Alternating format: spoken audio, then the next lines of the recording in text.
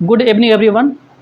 आज हम लोग एनसीईआरटी क्लास 9 का साइंस का चैप्टर स्टार्ट कर रहे हैं। साइंस का पहला चैप्टर है मैटर इज़ अवर सराउंडिंग, हमारे आसपास के पदार्थ। तो हम लोग इस चैप्टर को पढ़ेंगे। उसके बाद हम लोग कुछ दिनों के बाद हम लोग क्लास 10 का भी जो है साइंस स्टार्ट करेंगे। लेकिन फ़िलहाल हम लोग आज स्टार्ट कर रहे हैं क्लास 9 का चैप्टर 1।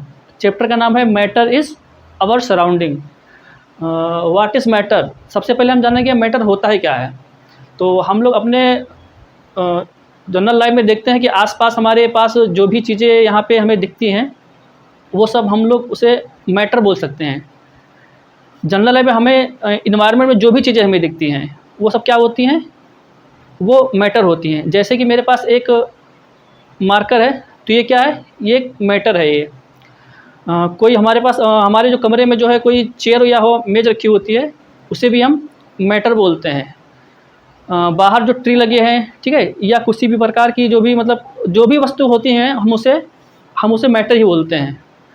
तो मैटर की कंडीशन क्या होती है, हम उसे मैटर क्यों बोलते हैं, आज हम इसके बारे में जानेंगे। तो हमारा जो है सेशन स्टार्ट कर रहे हैं हम। तो यहाँ इसे लिखा हुआ है कि मैटर, व्हाट इज़ मैटर। तो मैटर के जैसे हम लोग तो ये कह सकते हैं कि हमारे आसपास जो सब चीज़ें हैं वो सब मैटर है, लेकिन हम इसे साइंस की भाषा में कैसे कहेंगे। जैसे कि ये कापी रखा हुआ है तो एक मैटर है, हमारे हाथ में एक मार्कर है तो ये एक मैटर है, एक पेड़ लगा हुआ है तो एक मैटर है, एक जो है कागज़ का टुकड़ा है वो एक मैटर है, ठीक है। तो इसको हम साइंस की भाषा में कैसे बताएंगे कि ये मैटर होता क्या है। तो हमें बताया गया है matter, anything which occupies space and has mass is called matter. ऐसी चीज़ जिसके पास अपना एक मास हो और वो किसी स्पेस को ऑक्यूपाइज करे। स्पेस ऑक्यूपाइज का मतलब होता है कि वो किसी एक जगह को घेरे और उसका एक अपना पर्टिकुलर मास हो, तो उसे हम मैटर बोलते हैं। तो हम कैसे कर सकते हैं, जैसे कि ये हमारे पास एक मार्कर है, तो ये इसका एक पर्टिकुलर मास भी होता है और उस मास के साथ साथ ये एक जगह को घेरता है, इसका एक अपना वॉल्यूम भी होता है, इसलिए हम इसको मैटर बोलते हैं। जैसे हम समझेंगे कि ऑक्यूपाइज स्पेस का मतलब क्या होता है। यहाँ पे दिया गया है जैसे कि ऑक्यूपाइज स्पेस, इसका अर्थ क्या निकलता है। तो सपोज दैट कि जैसे कि हम लोग एक मेज पे मान लीजिए बहुत सारी किताबें रखी हुई हैं, ठीक है, और उस पर बिल्कुल कहीं जगह नहीं है वहाँ पे, और मुझे जो है ये मार्कर जो है वहाँ पे कहीं पे एडजस्ट करना है, तो वहाँ पे बिल्कुल कहीं जगह नहीं, लेकिन इस मार्कर को जो है हम इस मार्कर को हम बुक के ऊपर नहीं रख सकते हैं। तो हमें इस मार्कर को रखने के लिए वहाँ पे एक जो है जगह बनानी पड़ेगी। तो जब हम जगह बनाएंगे तभी इस मार्कर को रख पाएंगे। तो ये जो हमारा मार्कर है ये क्या है, एक मैटर है। तो हमने जो उसको वहाँ पे रखा तो उसने क्या किया, जब हमने वहाँ पे जगह बनाया तभी तो वहाँ पे एडजस्ट हुआ। ये इसका मतलब क्या है, ये मतलब एक मैटर है, ये इसको कहीं रखने के लिए हमें इसे एक स्पेस ऑक्यूपाइज की ज़रूरत पड़ती है, इसीलिए हम लोग इसे मैटर कहते हैं। मैटर के बारे में बोला जाता तो जैसे हमारे एग्जाम्पल में है कि एयर हो गया, वाटर हो गया, शुगर हो गया एंड सैंड हो गया, इसे हम मैटर बोलते हैं। जो भी चीज़ें हमारे इन्वायरमेंट में या पूरे यूनिवर्स में मौजूद हैं वो सब कुछ क्या है, वो एक मैटर होती हैं। कुछ इसके जो है प्रॉपर्टीज़ होती है, तो जैसे fundamental properties of matter. Fundamental property of matter, इसका क्या मतलब क्या हुआ कि मैटर का अपना एक स्पेस ऑक्यूपाइज होता है। किसी भी मैटर की एक फंडामेंटल प्रॉपर्टी होती है कि वो एक स्थान को घेरता है, मतलब एक स्पेस को ऑक्यूपाइज करेगा। दूसरी कंडीशन होती है कि मैटर हैज मास, कोई कितनी भी छोटी चीज़ें हो, ठीक है, उसका अपना एक मास होता है। कोई कितनी भी छोटी पार्टिकल, जैसे कि हम यहाँ पे देखते हैं कि हमारे पास सैंड है, तो सैंड के भी छोटे छोटे पार्टिकल्स होते हैं, ठीक है, उनके भी कुछ ना कुछ मास होते हैं जिनकी वजह से हम उनको मैटर बोलते हैं। अगर कोई इस यूनिवर्स में कोई चीज़ है जिसका कोई मास नहीं है, ठीक है, तो इसका मतलब वो इस यूनिवर्स में एग्जिस्ट ही नहीं करती है। जिस चीज़ का मास है वही इस यूनिवर्स में एग्जिस्ट करती है, ठीक है, हम उसे ही मैटर बोलते हैं। तो पहला हो गया मैटर ऑक्यूपाइज स्पेस, ये पहली प्रॉपर्टी हो गई। इसकी दूसरी प्रॉपर्टी जो होती है वो होती है मैटर हैज मास, मैटर का अपना एक मास होता है, ठीक है। तीसरी प्रॉपर्टी इसकी हो गई है matter is made of tiny particles, जो मैटर होता है वो बहुत ही छोटे छोटे पार्टिकल्स से बना होता है। जैसे कि हमारे पास एक मार्कर है, अगर इस मार्कर को हम, ये जो हमारा मार्कर हमारे पास है, ये मार्कर जो है बहुत छोटे छोटे पार्टिकल से बना होता है। वो पार्टिकल इतने बड़े होते हैं, इतने छोटे होते हैं कि हम उसे अपने आँखों से नहीं देख सकते हैं। वो पार्टिकल इतने छोटे होते हैं कि उसे हम अपने आँखों से नहीं देख सकते हैं। अगर हम इसको हम तोड़ेंगे मान लीजिए, तो इसके बहुत ही छोटे छोटे पार्ट्स हो सकते हैं। एग्जाम्पल में देखिए यहाँ पे आपका जैसे कि ये सैंड हो गया, ठीक है। अब सैंड का जो एक छोटी सी मान लीजिए सैंड हो गई, तो वो क्या हो गया, वो भी जो है टिनी पार्टिकल से बना हुआ है। उसमें भी जो है, वो भी जो सैंड होगा वो भी लाखों पार्टिकल से बनकर तब एक छोटी सी सैंड बनती है यहाँ पे। तो ये हो गया आपका matter is made of tiny particles. चौथी प्रॉपर्टी होगी the particles of the matter are constantly moving. तो हमारे जो मैटर के जो पार्टिकल्स होते हैं वो कांस्टेंट मूव करते हैं। उनकी कंडीशन ये होती है कि वो कांस्टेंटली हमेशा वो चलते रहते हैं पार्टिकल्स। जो इसके मान लीजिए ये हमारा कोई मैटर है, ठीक है, ये मार्कर है, तो इसके जो छोटे छोटे पार्टिकल्स हैं वो हमेशा जो है मूव करते रहते हैं। इसकी पांचवी कंडीशन हो गई tiny particles of matter are atoms and molecules. जो किसी भी मैटर के जो टिनी पार्टिकल्स होते हैं वो जो होते हैं वो बने होते हैं एटम से। उन्हें हम बोलते हैं एटम बोलते हैं। एटम जो होता है वो सबसे small particle of the universe होता है। इसी एटम से सारा का सारा पार्टिकल्स बना होता है। हमारे एंशिएंट में एक फिलोसफर रहे हैं जिनका नाम है महर्षि कनाद। उन्होंने जो है एटम्स के बारे में एक थ्योरी दी है। उन्होंने बोला था कि इस यूनिवर्स में जितने भी हमारे पास मैटर हैं वो जो है इन 5 चीज़ों से मिलकर बनाए गए हैं। यहाँ पे जितने भी हमारे यूनिवर्स में लिविंग या नॉन लिविंग थिंग्स हैं वो जो है इन 5 चीज़ों से मिलकर बनी हुई हैं। पहला है हमारा अर्थ। महर्षि कनाद ने बोला कि जितने भी हमारे यूनिवर्स में जो भी चीज़ें मैटर हैं वो इन चीज़ों से बनी हुई है। पहला हमारा अर्थ है, दूसरा हमारा जाला है, इसे हिंदी में हम जाला कहते हैं, इसे हम इंग्लिश में वाटर बोल सकते हैं, ठीक है। अर्थ हो गया, पृथ्वी हो गई, जाला मतलब जल हो गया, जल हिंदी में जल बोलेंगे, इंग्लिश में से वाटर बोलेंगे हम। पृथ्वी हो गया, जल हो गया। तीसरी चीज़ हो गई अग्नि। अग्नि का मतलब होता है फायर। चौथी हो गई वायु। वायु का मतलब होता है एयर। पांचवी हो गई आकाश। आकाश का मतलब होता है स्काई। महर्षि कनाद ने बोला, मतलब महर्षि कनाद जी ने बोला, हमारे फिलोसफर हैं, उन्होंने कहा कि जो भी हमारे इस यूनिवर्स में लिविंग या नॉन लिविंग थिंग्स हैं वो जो है इन 5 चीज़ों से मिलकर बनी हुई हैं।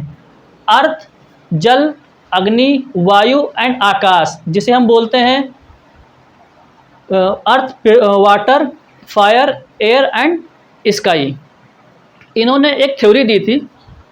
इन्होंने बोला था कि अगर हम किसी पार्टिकल्स को, जैसे मान लीजिए हमारे पास ये कोई पार्टिकल्स है, मान लीजिए हमारे पास ये एक मार्कर है, अगर हम इसको तोड़ रहे हैं, इसका हम पार्टीशन डिवीज़न कर रहे हैं, ठीक है, तो हम डिवीज़न करते करते एक वक्त ऐसा आएगा कि वहाँ पे इसका डिवीज़न करना पॉसिबल नहीं होगा। जैसे कि मान लीजिए हमारे पास ये मार्कर है तो हम इसको तोड़ रहे हैं, ठीक है, तो हमने इसको तोड़ के मान लीजिए हमने इसको बिल्कुल पूरी तरह से पाउडर बना दिया, ठीक है। उस पाउडर से मैंने एक छोटा सा कण उठाया, उसको भी मैंने तोड़ा, ठीक है, तो उसको भी हमने उसको बार बार हम तोड़ते रहे, ठीक है। एक ऐसी कंडीशन आएगी जहाँ पे वो पार्टिकल्स डिवाइड नहीं होगा। उस कंडीशन में जो पार्टिकल बचेगा उस पार्टिकल्स को उन्होंने जो है एटम बोला। उन्होंने बोला कि ये जो पार्टिकल जो डिवाइड ऐसी कंडीशन फर्दर आएगी कि वहाँ पे उस पार्टिकल को डिवाइड करना पॉसिबल नहीं होगा, उसको हम लोग एटम बोलते हैं। और जितने भी मैटर बने होते हैं वो एटम से ही बने होते हैं। इस यूनिवर्स में जितने भी मतलब मैटर हैं वो एटम से ही बने होते हैं। मैटर की जो है क्लासिफिकेशन यहाँ पे दी गई है, जैसे बताया गया यहाँ पे क्लासिफिकेशन ऑफ मैटर। तो आप लोगों को समझ में आ गया ना कि महर्षि कनाद जी ने क्या बताया।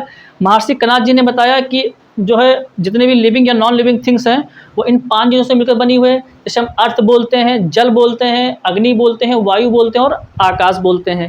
ये 5 चीज़ें हो गई। फिर उन्होंने एक थ्योरी दी कि हम अगर किसी पार्टिकल्स को तोड़ते हैं, डिवाइड करते हैं, तो एक ऐसी कंडीशन होगी जहाँ पार्टिकल वो डिवाइड नहीं होगा, ठीक है। ऐसी कंडीशन में जो पार्टिकल डिवाइड नहीं होगा उसे हम एटम बोलेंगे। उसी एटम से सारे जो भी मैटर होता है उसी एटम से बना होता है। नेक्स्ट हमारा है क्लासिफिकेशन ऑफ मैटर। मैटर की जो है 2 क्लासिफिकेशन होता है, एक होती है फिजिकल प्रॉपर्टी, दूसरी होती है केमिकल प्रॉपर्टी। फिजिकल प्रॉपर्टी में हम लोग पढ़ेंगे कि फिजिकल प्रॉपर्टी 3 टाइप्स की होती है। मैटर की जो फिजिकल प्रॉपर्टी है वो 3 टाइप्स की होती है। पहली होती है आपकी ये सॉलिड होती है, मतलब कि ठोस होता है। दूसरी होती है लिक्विड, मतलब कि कोई तरल पदार्थ होता है, जैसे पानी हो गया। ठोस का मतलब लोहा हो गया, लकड़ी हो गया। लिक्विड का मतलब हो गया आपका ये कोई दूध हो गया, पानी हो गया। तीसरी हो गया गैस, ये क्या हो गया, गैस हो गया।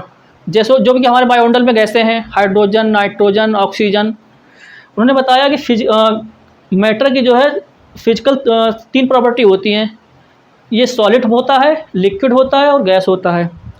नॉर्मली हम लोगों ने एनवायरनमेंट में देखा होगा कि हमारे पास हमने सॉलिड को भी देखा होगा, ठीक है, मतलब कि हमने लोहा का देखा होगा। मेरे पास मार्कर है, ये भी समझिए सॉलिड है, ठीक है, तो ये भी आपने देखा मान लीजिए। और उसके बाद आपने लिक्विड में आपने पानी देख लिया। तीसरी प्रॉपर्टी आपकी गैस है। क्या आपने कभी गैस को देखा है? तो गैस को हम लोग देख नहीं सकते हैं, ठीक है, लेकिन इसको हम लोग महसूस कर सकते हैं। जो गैस होती है हमारे वायुमंडल में, ये सभी लोग जानते हैं कि हम लोग रेस्पिरेशन में जो सांस लेते हैं उसमें कौन सी गैस लेते हैं, ऑक्सीजन गैस लेते हैं। जो हम बाहर निकालते हैं वो कार्बन डाइऑक्साइड होती है। इसका मतलब वायुमंडल में कोई गैस नाम की भी चीज़ है यहाँ पे, ठीक है। और वायुमंडल में बहुत सारी गैसें होती हैं। हम जो है इसे गंध से पहचान लेते हैं कि ये कौन सी गैस है। तो इसका मतलब कि वायुमंडल में तीसरी भी जो है प्रॉपर्टी होती है, इसे हम गैस बोलते हैं। तो फिजिकल प्रॉपर्टी हो गई आपकी सॉलिड हो गई, जिसे हम ठोस बोलते हैं। लिक्विड हो गई, जिसे तरल पदार्थ बोलते हैं। और गैस हो गया, जो आप लोग जानते हैं एयर होता है। एयर में जो भी चीज़ें वो गैस होती हैं वो। इसकी तीसरी प्रॉपर्टी होती है केमिकल प्रॉपर्टी। केमिकल प्रॉपर्टी में हमारा होता है एलिमेंट्स। एलिमेंट्स का मतलब होता है कि जो एक ही तरह के परमाणुओं से बने हुए हैं। जो मान लीजिए कोई भी तत्व जो है एक ही परमाणु से बने हुए हैं, उन्हें हम एलिमेंट्स बोलते हैं। दूसरा हो गया कंपाउंड।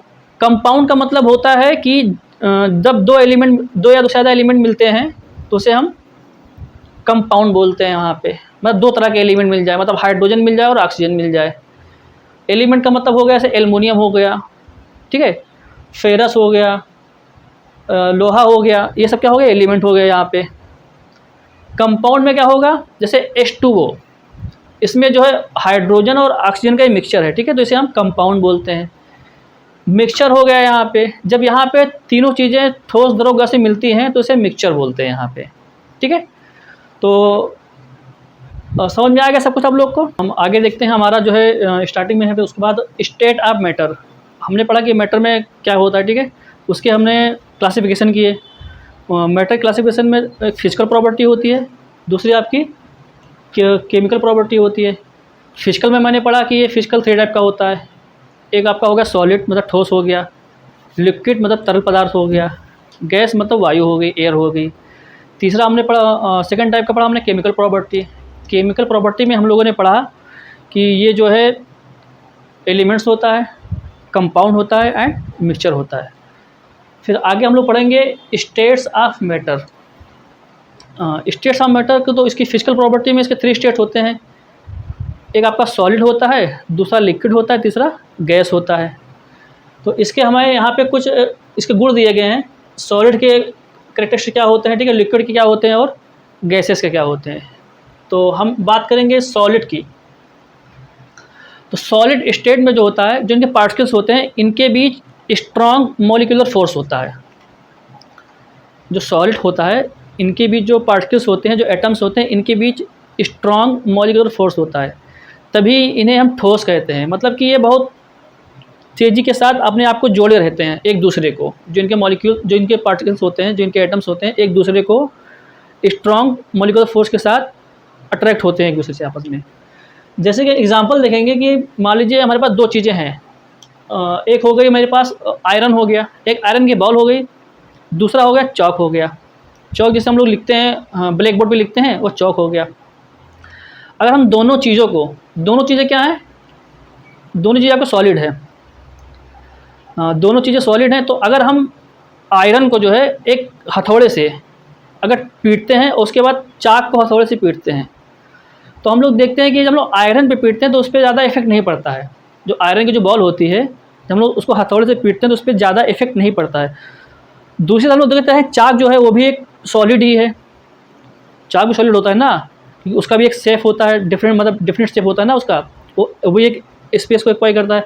तो चौक कभी हमने जब हम लोग मारते हैं हथौड़े से तो उस पर देखते हैं कि वो चाक जो टूट जाता है, और उसी तरह से जो आयरन की बॉल होती है वो नहीं टूटती है। इसका मतलब क्या हुआ? इसका मतलब यही हुआ कि सॉलिड में भी जिनके बीच स्ट्रांग मॉलिक्यूलर फोर्स होता है वो ज़्यादा ही कड़े ठोस होते हैं वो, जैसे कि आयरन की बॉल। और जैसे चौक हो गया, तो चाक के बीच में क्या है कि इनके बीच भी मॉलिक्यूलर फोर्स है मगर उतना स्ट्रांग नहीं जितना आयरन में है, आयरन की बॉल में है, ठीक है। तो इसका मतलब हुआ कि इनके बीच में क्या होता है, ये स्ट्रांग मॉलिक्यूलर फोर्स से आप एक दूसरे को अट्रैक्ट करते हैं। तो इसके में यहाँ पे 6 कंडीशन दी गई है, यहाँ पे सॉलिड की, लिक्विड की और गैसेस की, इनके बारे में पढ़ते हैं। पहले हम देखते हैं सॉलिड में। Solid have a definite shape. इसका मतलब क्या होता है? मतलब कोई भी सॉलिड होगा तो उसका एक डिफिनेट शेप होता है। जैसे कि कोई आयरन की बॉल है, ठीक है, तो क्या होगा, एक उसका एक डिफिनेट आकार शेप होता है। ये मेरे पास एक मार्कर है, इसका भी क्या है, एक डिफिनेट शेप है, मतलब इसकी एक आकृति अपनी है कि नहीं है इसकी, कि मतलब ये गोल है, ठीक है, लंबा है और गोल है, इसकी एक आकृति है। तो इसका मतलब होगा कि जो सॉलिड होते हैं उनका क्या होता है, एक शेप होता है, मतलब उनकी एक आकृति होती है अपनी, ठीक है, उनका एक बनावट होता है, ढांचा होता है एक। दूसरी तरफ हम देखते हैं यहाँ पे लिक्विड में। Liquid do not have a fix shape.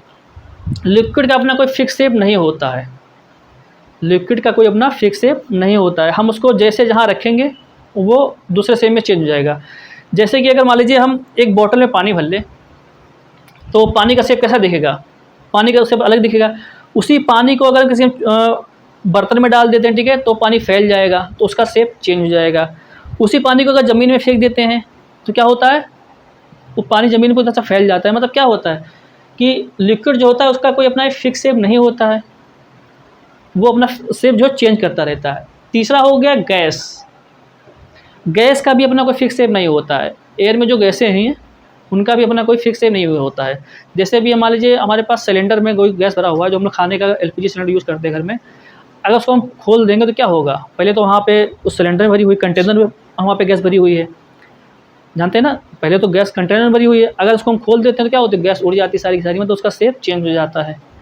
इस तरह से हम कह सकते हैं कि एक सॉलिड जो होता है इसकी सॉलिड का एक फिक्स शेप होता है, लिक्विड का यहाँ पे कोई फिक्स शेप नहीं होता है। तीसरी हो गई गैस। गैस का भी अपना कोई फिक्स शेप नहीं होता है। इसकी दूसरा गुण इसका यह है, कैरेक्टरिस्टिक यह है कि solid have a definite volume.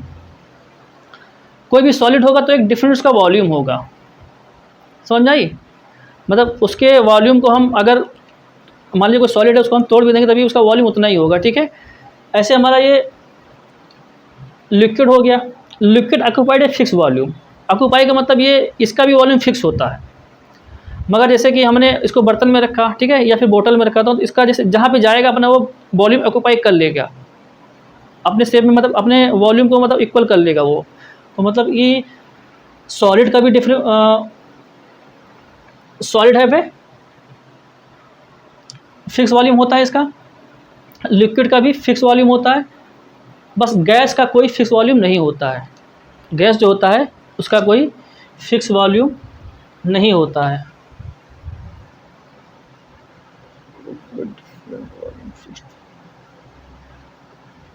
Fix होता है यहाँ पे, ये भी आपका फिक्स्ड होगा। सॉरी गलती से यहाँ पे डिफरेंट लिख दिया गया था, मगर यहाँ पे फिक्स्ड होगा। सॉलिड का अपना एक फिक्स्ड वॉल्यूम होता है, सॉलिड की अपनी फिक्स शेप होता है, सॉलिड का अपना फिक्स वॉल्यूम होता है। लिक्विड का भी अपना फिक्स वॉल्यूम होता है, मगर लिक्विड की अपनी शेप नहीं होती है। गैस जो हो गया, गैस का अपना कोई वॉल्यूम नहीं होता है, ये भी जैसे हम जिस जगह रखेंगे उसका वॉल्यूम चेंज होता रहता है। इसकी तीसरी कंडीशन क्या है, हायर डेंसिटी। हायर डेंसिटी मतलब क्या हो गया, जो सॉलिड होते हैं उनकी डेंसिटी ज़्यादा होती है उनके पार्टिकल्स की। सेकंड हो गया लिक्विड हो गया, larger than gas but less than solid. जो लिक्विड की जो डेंसिटी होती है वो सॉलिड मतलब ठोस से ज़्यादा होती है बट गैस से कम होती है। गैस की डेंसिटी होती है जो बहुत ही कम होती है, मतलब इन तीनों से कम होती है। जो गैस की डेंसिटी होती है उन तीनों से ही कम होती है। चौथी प्रॉपर्टी हमारी है नेग्लिजिबल कंप्रेसिबिलिटी, मतलब कि यहाँ पे दाब जो है इन पे बिल्कुल ही नेगलेक्ट होता है, बिल्कुल कोई असर नहीं पड़ता इन पे। अगर इन पे हम प्रेशर देंगे तो यहाँ पे जो हमारा कंप्रेसिबिलिटी होगा वो बिल्कुल नेग्लिजिबल होगा, मतलब कोई उसका मतलब ही नहीं होगा, नगण्य होगा पूरी तरह से। लिक्विड में लेस कंप्रेसिबिलिटी, मतलब वो जो है इससे कम होता है, मतलब इसमें भी बहुत कम होता है, इसमें भी दाब जो है बहुत कम काम करता है, इसकी कंप्रेसिबिलिटी जो होती है बहुत कम होती है। गैस को जो है हाई कंप्रेसिबिलिटी होती है, गैस को हम दाब इसकी जो है कंप्रेस कर सकते हैं, प्रेशर देके गैस को हम कंप्रेस कर सकते हैं, मगर इन दोनों को हम नहीं कर सकते, सॉलिड को और लिक्विड को हम नहीं कर सकते हैं कंप्रेस करके, ठीक है। मगर हम गैस को जो है इसकी कंप्रेसिबिलिटी हाई होती है। फिर आते हैं हम हाई इंटरमॉलिक्यूलर फोर्स, पांचवा पार्ट है। इसका मतलब हुआ कि जो सॉलिड के जो पार्टिकल्स होते हैं उनके बीच में हाई इंटरमॉलिक्यूलर फोर्स होता है, मतलब एक दूसरे से वो जो है एक बल के द्वारा चिपके हुए होते हैं दोनों आपस में, मतलब सॉलिड में जो है हाई इंटरमॉलिक्यूलर फोर्स, जो ठोस होता है इनके बीच में हायर इंटरमॉलिक्यूलर फोर्स होता है, मैं एक दूसरे को बहुत तेज़ी से चिपके होते हैं, तभी जो है कड़े होते, ये मतलब ठोस होते हैं, कड़े होते हैं, इनको जो है तोड़ने पे टूटे तो नहीं जल्दी। यहाँ पे लिक्विड की पांचवी प्रॉपर्टी है वीक इंटरमॉलिक्यूलर फोर्स, लिक्विड की जो होती है सॉलिड से कम होती है, बहुत कम होती है इनके जो मॉलिक्यूलर होते हैं वो दूर दूर होते हैं, उनके बीच में प्रेशर भी आपस में, मतलब फोर्स भी आपस में कम होता है। गैस की जो है पांचवी प्रॉपर्टी है नेग्लिजिबल इंटरमॉलिक्यूलर फोर्स, इनके बीच में बिल्कुल ही इंटरमॉलिक्यूलर फोर्स होता ही नहीं है, बहुत ही कम होता है, मतलब इनके पार्टिकल बहुत दूर दूर होते हैं।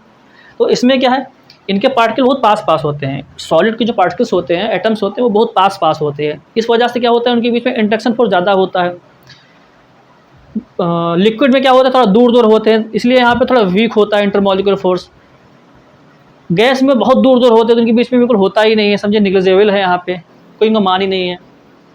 पांचवा सॉलिड की छठी प्रॉपर्टी इनकी है diffusion is very less, solid का जो डिफ्यूजन होता है, मतलब फैलाव होता है, बहुत ही कम होता है। सॉलिड जो होता है क्या होता है, उसका फैलाव जो है डिफ्यूजन बहुत कम होता है। लिक्विड में क्या होता है, लिक्विड का फैलाव जो होता है ये सॉलिड से कम होता है, सॉलिड से ज़्यादा होता है बट गैस से कम होता है। इनका जो फैलाव होता है diffusion less than gas but greater than solid, जो सॉलिड का लिक्विड का जो फैलाव होता है, डिफ्यूजन होता है, वो लिक्विड से ज़्यादा सॉलिड से ज़्यादा होता है बट गैस से कम होता है, मतलब ये भी फैलती है। ये अगर हम इसे पानी को डाल देते हैं, मतलब कोई मतलब लिक्विड चीज़ें हैं अगर ज़मीन में डाल देते क्या होता है, फैल जाती है, तो उसका डिफ्यूजन हो जाता है उसका। वही चीज़ हमारा ये सॉलिड है, इसका डिफ्यूजन नहीं होता है, बिल्कुल नहीं होता है, नेग्लिजिबल बिल्कुल समझ लीजिए, ठीक है। और यहाँ पे जैसे लिक्विड का हो जाता है, डिफ्यूजन इज़ वेरी फास्ट। जब हम गैस के बारे में बात करते हैं तो गैस का डिफ्यूजन बहुत ही तेज़ी से होता है, अगर हम गैस को कहीं छोड़ देते हैं मान लीजिए वायुमंडल में तो बहुत तेज़ी से पूरी तरह से फैल जाती है वो। इसका मतलब क्या हुआ, यहाँ इनका डिफ्यूजन फास्ट होता है, यहाँ इनका भी होता है, मगर ये जो है गैस से कम होता है इनका डिफ्यूजन, और सॉलिड में बिल्कुल ही बहुत ही कम होता है। तो हमने यहाँ पे स्टेट्स ऑफ मैटर, मतलब सॉलिड की, लिक्विड की और गैसेस की जो है 6 प्रॉपर्टी पड़ी है यहाँ पे। इनकी बहुत सारी और प्रॉपर्टी भी होती हैं, जैसे फ्लूइडिटी होती है, इनका फ्लूइडिटी बहुत कम होता है, ठीक है। इनका जो है गैस से कम होता है और सॉलिड से ज़्यादा होता है, इसका बहुत ज़्यादा होता है फ्लूइडिटी। तो हम ऐसे हमारी इसकी बहुत सारी प्रॉपर्टी है, तो इसके बारे में हम लोग अब नेक्स्ट क्लास में आगे देखेंगे। हम जो भी इसका आगे का जो पार्ट्स होगा हम इसको नेक्स्ट क्लास में बताएंगे आपको, ठीक है। Thank you.